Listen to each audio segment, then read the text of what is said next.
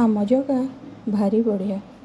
हे सुत साधु तुम्भ देहि चिरजीवने रह तुई। आम्भे जे नर देह बही तुम्भ निकटे सुखे थाई। कृष्ण अमृत कथा मान तोर बदनु कन्ने पान। करी बंचिलु दिना केते सुसाधु संगर आयते। ए यज्ञ कर्मे आम्भ चित्त वेद वचने मोहगत। ए यज्ञ धूमे धूमाकुल आम्भर आत्माहीन बळ।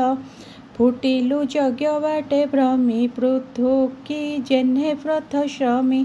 तुझे आम्भर श्रम जाणी कुश अमृत कथा बाणी। पान कराई श्रुति मार्गे आम्भ जीवन रख एबे। हरि भकत जन संगे जे क्षणे वंचे नर अंगे। ता संगे स्वर्ग भोग मोक्ष के तुल्य करिब प्रत्यक्ष। एणु जे करे साधु संग तरइए भव तरंग। प्राणी जीवने आशा जेते एथु अधिक कि जगते। कृष्ण कथारे रस जेते ताहा स्वाति शुद्ध चित्ते। केबा रसज्ञ ताहा तेजे कर्ण जीवारे सुखे भुंजे। जाहार गुण अंत नाही स्वभावे निर्गुण बोलाई।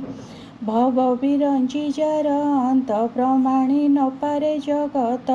एणु भगत प्राणीकर भावुक मध्ये तुम्भे पर। महत जनक शरण जाहार अभय चरण। से कृष्ण उदार चरित विशुद्ध रसे आम्भ चित्त।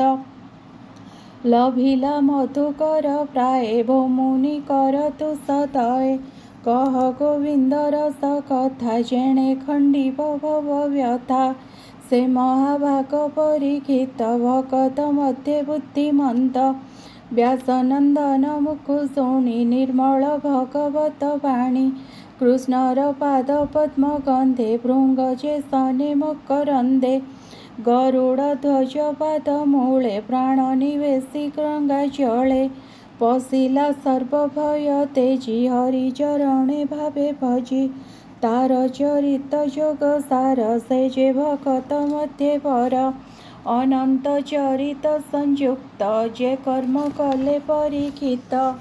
कह सखल आम्भ आग तुम्भ सहजे महाभाग।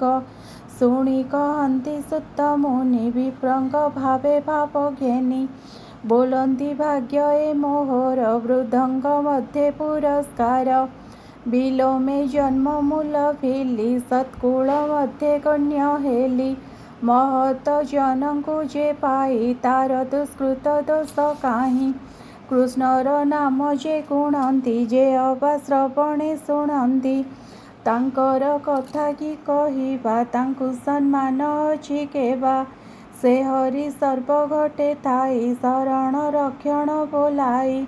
अनंत शक्ति से अनंत महांत गुण नाही अंत। ब्रह्मादि देव ऋषि जेते जा अनुरोधे वेद पथे। जोग समाधि तपे चिंती जे लक्ष्मी कटाक्ष इच्छन्ति। से लक्ष्मी पुण तांकु छाड़ी जार चरणे चित्त बड़ी। नित्य बसई वक्ष स्थले ध्यान आरपि पाद मूले। कृष्णर पाद पद्म गंधे भृंग जे सने मकरंदे। जे गंगा जल ए जगते पूजंती विरंची सहिते। से गंगा नाम उच्चारिले प्राणी तरंती पापु भले। जाहार पाद नख लागी स्वभावे गंगा सौभागी। से कि पदार्थ ए जगते चिंती न पारे मुनि संथे। एणु मुकुंद नाम बिने संसारे किपा उच्चारणे। जार चरणे सिद्ध गणे समाधि जोग आचरणे। छाड़ी विषय मुनि गण नित्य करंती सुमरण। भक्ति समाधि दृढ़ासने तरिले संसार बंधने। हे आर्यमण मुनि जेते तुम्भे जे पचारिल मते। कहिबी कृष्णर महिमा जे अवतार गुण सीमा। के अबा पारे मुखे कही जेने गगन अंत नाही। କୃଷ୍ଣ ମହିମା ସେହି ମତେ ଯେ ପକ୍ଷୀ ଉଡ଼ିପାରେ ଯେତେ ତାର ବାରତା ସେ ଜାଣନ୍ତି ଅଧିକେ ନ ପାରନ୍ତି ଚିନ୍ତି। ଏଣୁ ପଣ୍ଡିତ ଜନ ଯେତେ ଜ୍ଞାନ ସାଧନ୍ତି ଏ ଜଗତେ ବିଷ୍ଣୁର ମହିମା ବିଚାରେ ସହସ୍ର ଜନ୍ମେ କେ ପାପାରେ।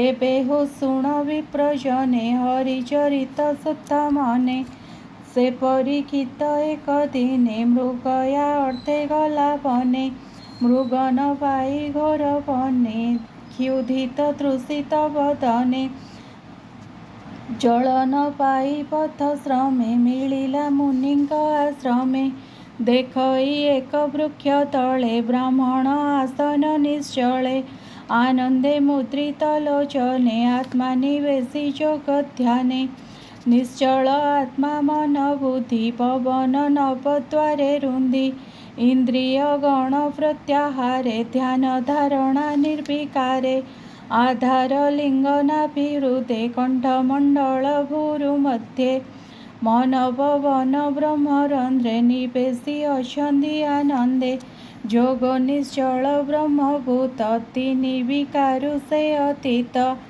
ପ୍ରକୀର୍ଣ୍ଣ ଜଟାଭାର ଶିରେ ହରିଣ ଚର୍ମର ଉପରେ ଏମନ୍ତ ବିପ୍ରକୁ ଅନାଇ ତୃଷିତେ କଣ୍ଠ ଶୁଷ୍କ ହୋଇ ଜଳ ମାଗିଲା ମହାରାଜା ଇଚ୍ଛଇ ଆପଣାର ପୂଜା ଉଦକ ତୃଣଭୂମି ଆଦି ଅତିଥି ପୂଜାର ପ୍ରସିଦ୍ଧି ଅର୍ଘ୍ୟ ଶୃଣୁତ ସାଧୁ ବାଣୀ ନ ଲଭି କୋପେ ନୃପମଣି ମନେ ବିଚାରେ ମହାରାଜ ଅବଜ୍ଞା କଲେ ମତେ ଦ୍ୱିଜ କ୍ଷୁଧା ତୁଷାର ବଳେ ମନ କ୍ଷଣ କ୍ଷଣକେ ଅଚେତନ ପ୍ରଚଣ୍ଡ କ୍ରୋଧେ କାଳ ବଳେ ମୃତ ଉରଗ ଧନୁ ହୁଳେ ବ୍ରାହ୍ମଣ ଗଳେ ନେଇ ଦେଲା ତକ୍ଷଣେ ନିଜ ପୁରେ ଗଲା ପଥେ ଚଳନ୍ତେ ନୃପମଣି ବ୍ରାହ୍ମଣ କଥା ମନେ ଗୁଣି ବୋଲଇ କପଟ ଏହାର ନିଶ୍ଚଳ ସମାଧି ଗୋଚର ସର୍ବ ଇନ୍ଦ୍ରିୟର ନିବୃତ୍ତି ନୟନ ବୁଝି କିମ୍ପାଛନ୍ତି କିବା ଏ ରାଜାଙ୍କ ଆଗତ ନିମିତ୍ତେ କରି ଦୃଢ଼ ବ୍ରତ ଏତେ ଅବଜ୍ଞାନର ଦେହେ କ୍ଷତ୍ରିୟ ଜନ୍ମେ କେ ବା ସହେ ଏମନ୍ତେ ଗଲା ନରନାଥ ତକ୍ଷଣେ ବ୍ରାହ୍ମଣର ସୁତ ବାଳକ ସଙ୍ଗେ କ୍ରୀଡ଼ା